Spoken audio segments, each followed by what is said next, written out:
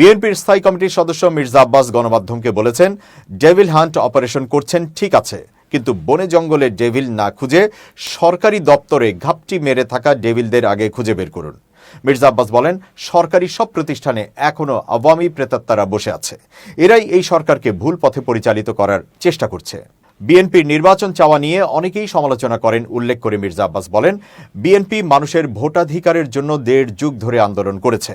আমাদের কর্মীরা জীবন দিয়েছে, রক্ত দিয়েছে। এটি তো নতুন দাবি নয়। অন্তর্বর্তী সরকারের স্থানীয় সরকার নির্বাচন পরিকল্পনার সমালোচনা করে সাবেক এই মন্ত্রী বলেন, আমরা আন্দোলন করেছি সংসদ নির্বাচনের জন্য। কেউ কেউ চাচ্ছেন স্থানীয় নির্বাচন দিতে।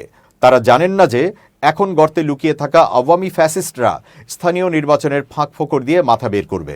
এটি অশুভ চক্রান্ত।